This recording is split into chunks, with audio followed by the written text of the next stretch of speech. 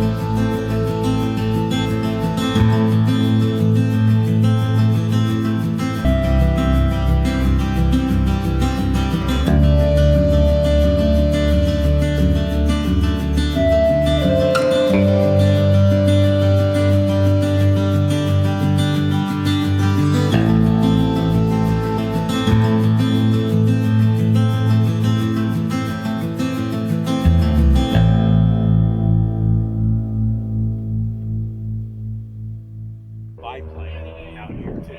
But this guy is really, really good. As you can see, he has good sticking rotor steps.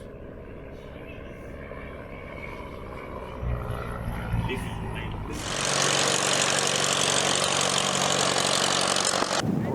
Couples coming in, maybe.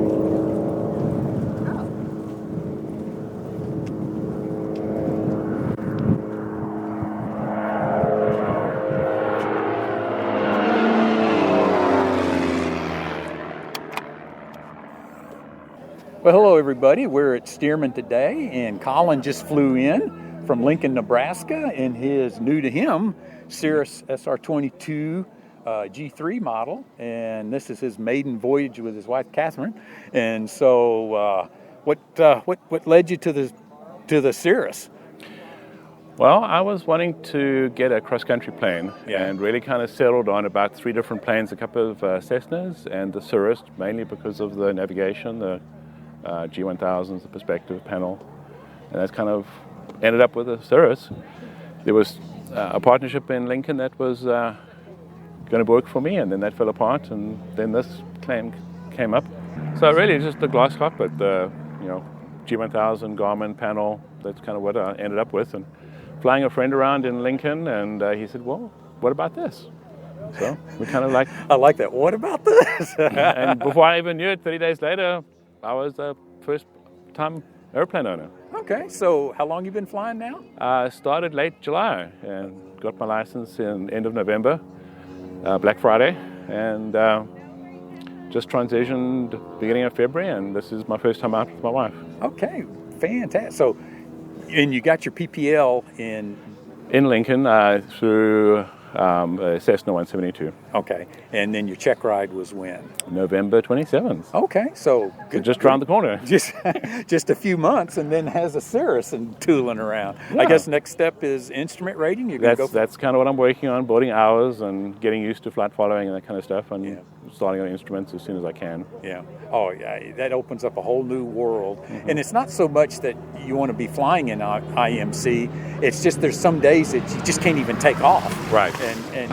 And it just opens up so many opportunities that as a VFR only pilot, you'd just be stuck on the ground. Absolutely, And so, I encourage you to do that, especially once you get a little more comfortable with the plane, which I saw your landing. It looked pretty doggone sweet to me. Well, so, as a pilot, I always rate myself worse. Yeah. Well, I do the Probably same the worst landing I had in this plane, but, Well, the best landing I had was last week when I was by myself. Janis didn't come with me. We were taking the plane over for some maintenance, and she wasn't with me. I didn't have the camera set up, and I didn't even know I touched down, but there's no one who can confirm it. So anyway, that's the way it goes sometimes. But yeah, I beat myself up. I'm my own worst critic when it comes to landings. And it's funny that pilots, you fly for several hours and your whole flight is judged by the 15 seconds you touch down.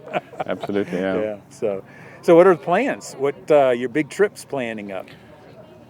Don't know. I mean, our oldest was down in Huntsville, so that was one of the radar targets I was looking at, and he's looking at relocating back to Nebraska and maybe to Florida. So who knows? We'll see where he settles. But flying in Florida is always going to be kind of challenging, especially without instruments. So. Well, it's when we went to the Bahamas, everybody said the worst part about flying to the Bahamas is getting through the peninsula of Florida. Right. And we got like 3 different reroutes. And I was just a recent instrument pilot, and we were kind of getting behind the plane because they were just rattling off as fast as we could, and we ended up having to get them just kind of step it up to us a little bit.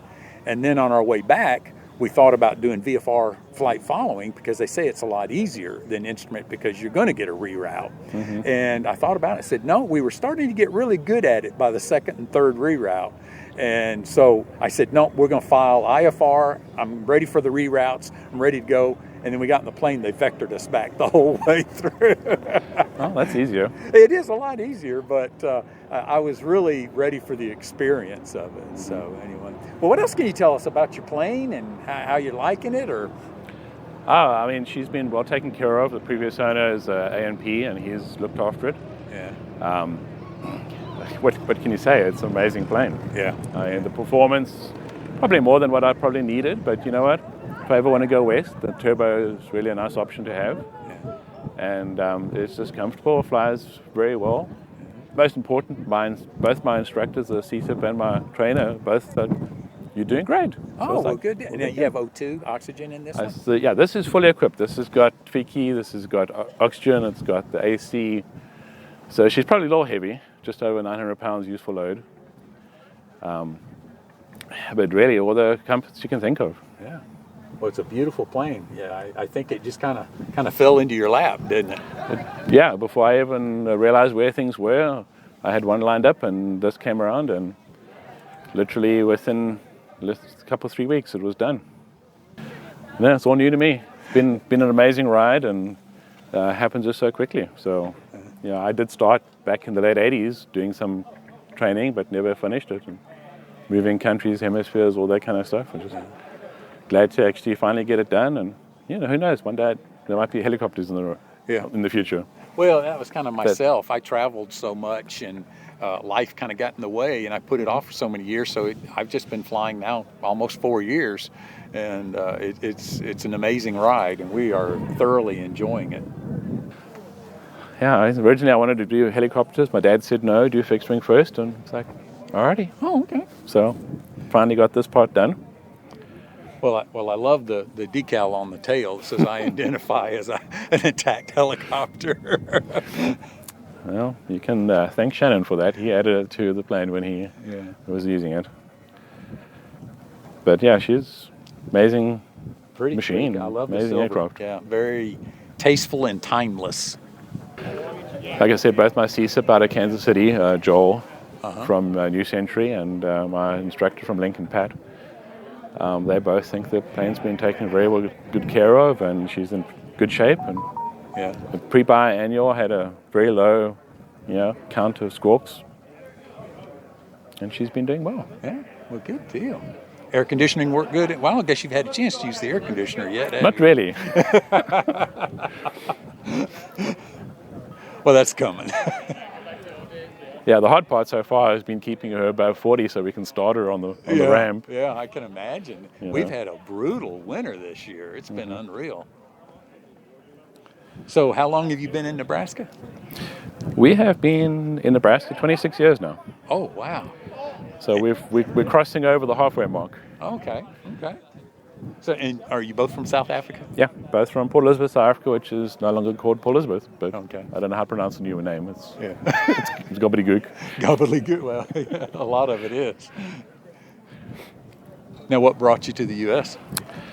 Back in '95, the INS in those days, now the CIS, did a diversity program, Uh-huh. and my brother found out about it and entered our names in the program, and our names came out, and literally within about 6 months, we were in America. Wow. Went through the process, and we needed one piece of documentation. Got that, got the interview, they canceled our visas, issued our immigration papers, and before we knew it, we were here. I was like, okay. Well, good deal. Good deal. So yeah, it's been quite a ride in all different avenues. Yeah.